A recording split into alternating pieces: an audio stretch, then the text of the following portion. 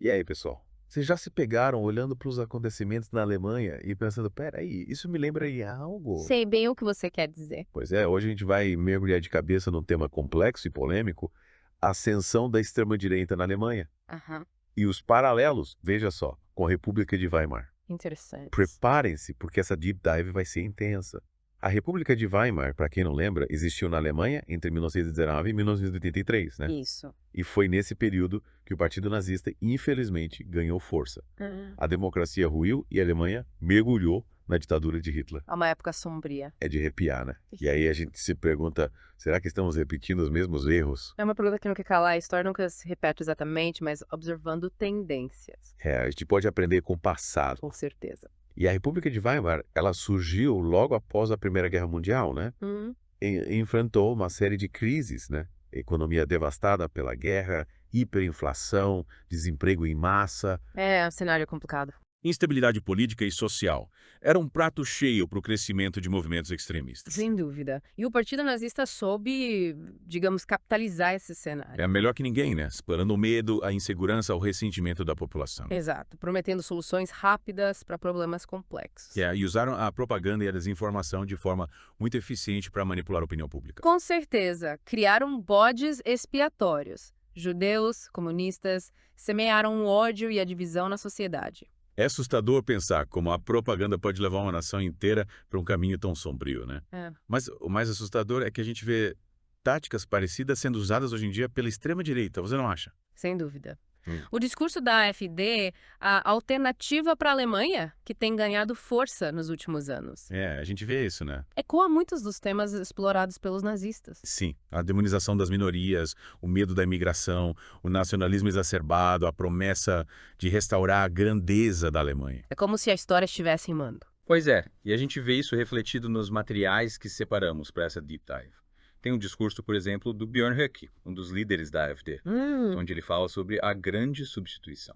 Essa teoria da conspiração que afirma que a população branca europeia está sendo substituída por imigrantes. É de arrepiar, né? É uma ideia perigosa. E o mais assustador é como essa teoria que era propagada pelos nazistas lá atrás tá voltando com tudo na boca da extrema-direita contemporânea. É como se a história estivesse lá rimando, né? Mas será que a gente está condenado a repetir os erros do passado? Aí é que tá. A gente não precisa rimar com a tragédia. Podemos aprender com a história da República de Weimar e tomar medidas para evitar que a extrema-direita ganhe o poder novamente. É, mas que medidas seriam essas? O que a gente pode fazer, na prática, para combater essa ascensão da extrema-direita? Bom, primeiro a gente precisa entender como eles operam. Quais são as táticas, os discursos, as estratégias? Só assim a gente pode desmascará-los e combatê-los de forma eficaz. Faz sentido. E fortalecer a democracia também, né? Promover a educação, o diálogo, a tolerância e o respeito à diversidade. Exatamente. Criar uma sociedade mais justa, mais igualitária, mais inclusiva, onde todo mundo se sinta representado e respeitado. Só assim a gente tira o oxigênio da extrema-direita, que se alimenta do medo, da insegurança, da divisão. Verdade. E a gente precisa estar atento aos sinais, né? A violência de rua, o discurso de ódio, a desinformação, a polarização da sociedade. Tudo isso são sintomas de uma doença que pode levar à morte da democracia. A gente precisa agir, não podemos ficar parados esperando que a história se repita. A gente precisa se engajar politicamente, defender nossos valores, lutar por um mundo melhor. E a gente precisa fazer isso juntos. A união faz a força e a gente precisa de toda a força possível para vencer essa batalha contra o extremismo. Sem dúvida. E a gente precisa ter esperança. A esperança é o que nos move, o que nos dá força para continuar lutando, mesmo quando tudo parece perdido. E acreditar que um futuro melhor é possível. Um futuro onde a democracia, a justiça, a igualdade e a liberdade prevaleçam. Um futuro onde a história não rime com a tragédia, mas com a esperança. É isso aí.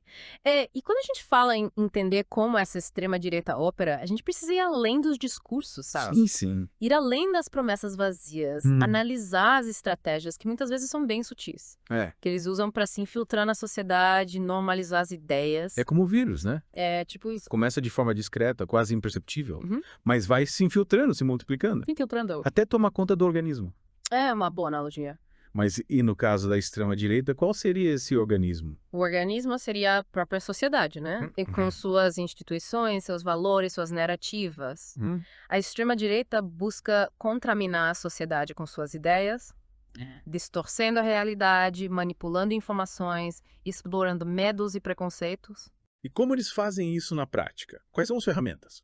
As redes sociais, sem dúvida, são uma das ferramentas mais poderosas da extrema-direita hoje em dia. verdade. Eles sabem usar a internet como ninguém para espalhar mensagem, recrutar novos membros, influenciar a opinião pública. As redes sociais, né? O paraíso, né? Dos algoritmos e das bolhas de filtro, Isso aí. onde todo mundo só vê o que quer ver, só ouve o que quer ouvir. Exatamente. Como que a extrema-direita usa isso a seu favor? Eles criam as chamadas echo chambers, que são esses ambientes online onde as pessoas só se deparam com informações que confirmam suas crenças. É um ciclo vicioso, né? A pessoa se expõe à propaganda da extrema-direita, se convence de que aquelas ideias são verdadeiras e se fecha para outras perspectivas. A gente vê isso o tempo todo, né? Grupos de WhatsApp, páginas do Facebook, perfis do Instagram, tudo dominado por fake news. Teorias da conspiração, discursos de ódio. Eles sabem como usar a linguagem e as imagens para criar narrativas emotivas, apelativas, que tocam nos medos e inseguranças das pessoas. E como as redes sociais são um prato cheio para disseminação de informações falsas, distorcidas, a extrema-direita se aproveita disso para construir uma realidade paralela.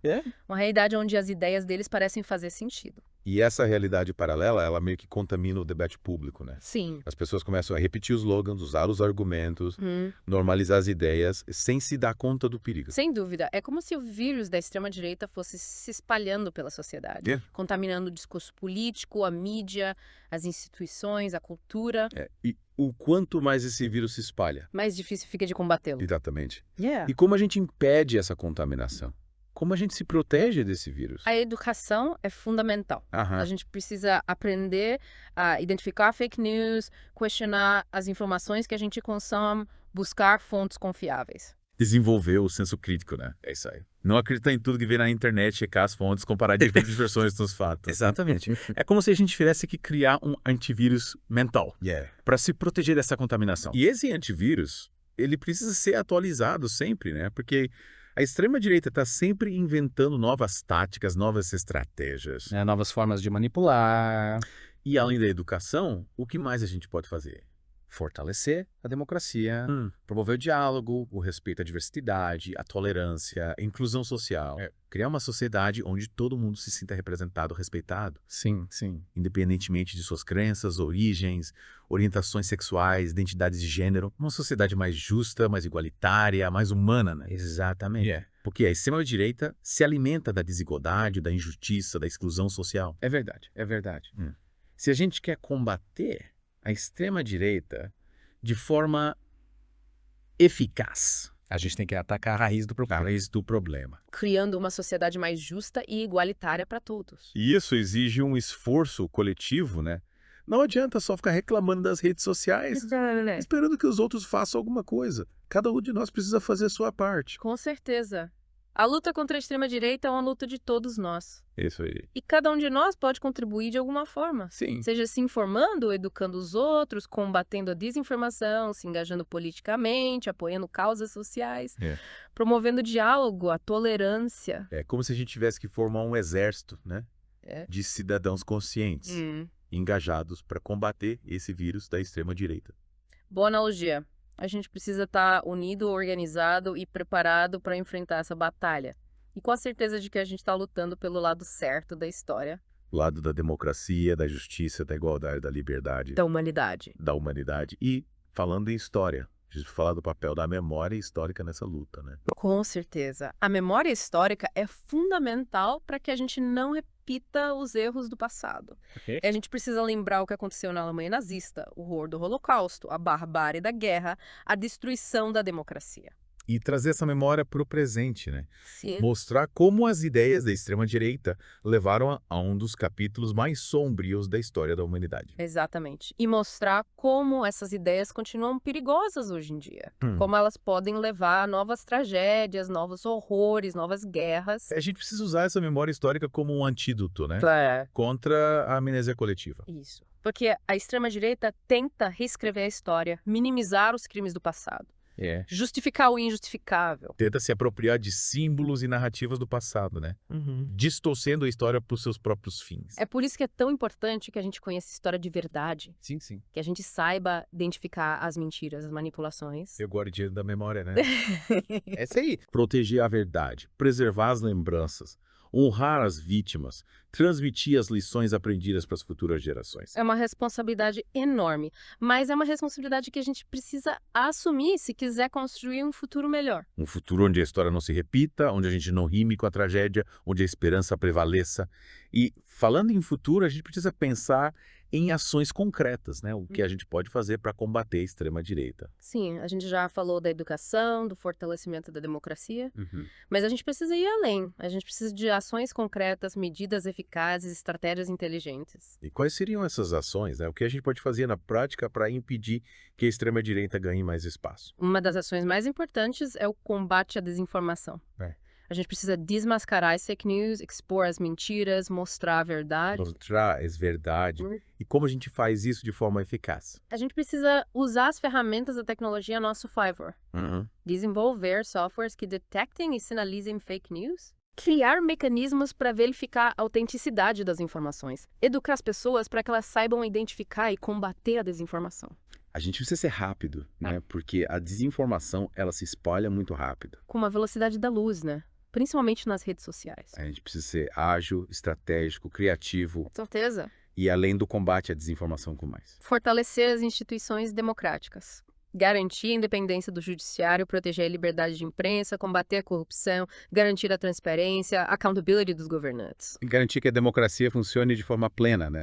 Que as instituições estejam a serviço do povo, que os direitos humanos sejam respeitados. Exatamente. A democracia é a nossa melhor arma contra o extremismo. Uma democracia forte, justa e inclusiva é um ambiente hostil para a extrema-direita. E a gente precisa se engajar politicamente, né? Participar dos debates, votar em candidatos que defendam os nossos valores, pressionar os governantes para que tomem medidas contra a extrema-direita. É isso aí. A gente não pode ficar apático, não pode se omitir, não pode se calar. A gente precisa fazer a nossa voz ser ouvida, defender a democracia, lutar por um futuro melhor. E a gente precisa fazer isso com coragem, né? Porque a extrema-direita é violenta, é agressiva, é intimidadora.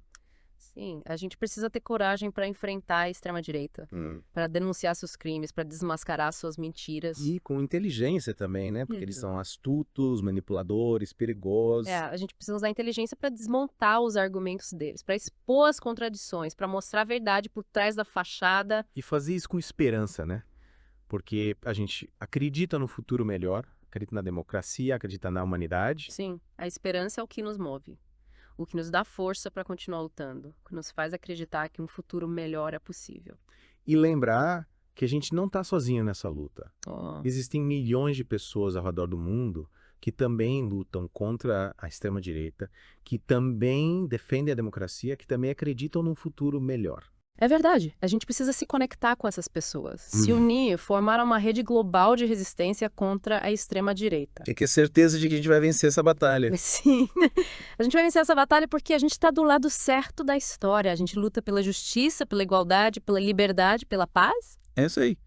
E a gente vai vencer porque a gente tem a força da democracia, a força da verdade, a força da esperança. E a gente vai vencer porque a gente acredita num futuro melhor. Um futuro onde a extrema-direita seja apenas uma página sombria do passado. E a gente vai continuar lutando por esse futuro, com coragem, com determinação, com esperança, até que a vitória seja completa. Sabe, essa luta contra a extrema-direita me faz lembrar de uma frase do Karl Popper. Qual? A tolerância ilimitada leva ao desaparecimento da tolerância. Ele dizia que para proteger uma sociedade tolerante, a gente precisa ser intolerante com a intolerância. Nossa, que forte. Como é que a gente aplica isso na prática? Significa que a gente não pode tolerar o discurso de ódio, a discriminação, a violência. A gente precisa se opor a essas ideias, denunciá-las, combatê-las com todas as ferramentas que a democracia nos dá. A gente não pode ser passivo, né? Não, a passividade, ela alimenta o extremismo. E a gente tem que fazer isso sem abrir mão dos nossos valores, né? Sem dúvida. Sem cair na armadilha de usar os mesmos métodos da extrema-direita. O que será? E a nossa luta tem que ser ética, pacífica, democrática. E usar a razão, o diálogo, a educação, a informação. Exatamente. Para combater a irracionalidade, o ódio, a violência. E a gente ser criativo também, né? Sim. A extrema-direita está sempre se reinventando, buscando novas formas de espalhar sua mensagem, de recrutar novos membros, influenciar a opinião pública. A gente precisa ser mais esperto que eles. Mais ágil. Mais criativo. É. Pensar fora da caixa, usar as novas tecnologias a nosso favor, criar novas estratégias de comunicação, mobilizar a sociedade civil, fortalecer as instituições. A gente precisa estar sempre um passo à frente. Sem dúvida. E ser persistente, né? Sim. Porque essa luta não é uma corrida de 100 metros, é uma maratona. É verdade. Vão ter momentos de desânimo, de frustração, de medo, mas a gente não pode desistir. Não podemos. A gente precisa ter força, persistência para continuar lutando, mesmo quando tudo parece perdido. E lembrar que a gente não está sozinho, né? Existem milhões de pessoas no mundo que lutam contra a extrema-direita, que defendem a democracia. Que acreditam no futuro melhor. É isso aí. A gente precisa se conectar com essas pessoas. Trocar experiências, compartilhar ideias, se inspirar mutuamente. E ter a convicção de que a gente vai vencer. A gente vai vencer. Porque a gente está do lado certo da história. A gente luta pela justiça, pela igualdade, pela liberdade, pela paz. E a gente tem a força da democracia, a força da verdade, a força da esperança. Falando em esperança. Que bom que você tocou nesse ponto, porque eu lembrei de uma frase da Maya Angelou. A esperança é a coisa com penas que pousa na alma e canta melodias sem as palavras e nunca para, em qualquer tempestade. Nossa. A gente precisa se agarrar a essa esperança, mesmo nos momentos mais difíceis. É ela que nos dá força para continuar lutando. E a gente tem que ter certeza de que a nossa luta vai fazer diferença. Vai. De que a gente vai conseguir construir um futuro melhor. Um futuro onde a extrema-direita seja só uma página sombria do passado. Isso aí! E ter a humildade de reconhecer que a gente não tem todas as respostas. Que a gente precisa estar aberto a aprender, a dialogar, a construir pontes com quem pensa diferente. A gente precisa ter sabedoria para entender que a mudança não acontece da noite por dia. É um processo, né? Que exige paciência, persistência e, acima de tudo, esperança. É isso. E a gente tem que ter a convicção de que o amor é mais forte que o ódio, de que a luz é mais forte que as trevas, de que a esperança é mais forte que o desespero, que a humanidade vai encontrar o caminho da paz, da justiça, da fraternidade. Com certeza. E a gente precisa fazer a nossa parte para que esse caminho seja trilhado com coragem, com compaixão e com amor. É isso aí. Espero que essa nossa conversa tenha provocado, inspirado, dado esperança. Que você saia daqui com mais conhecimento, mais consciência, mais vontade de lutar por um mundo melhor. É isso aí. E que você lembre que não tá sozinho nessa luta. Juntos somos mais fortes, juntos vamos vencer. Obrigado por mergulhar com a gente nesse tema tão importante. Até a próxima.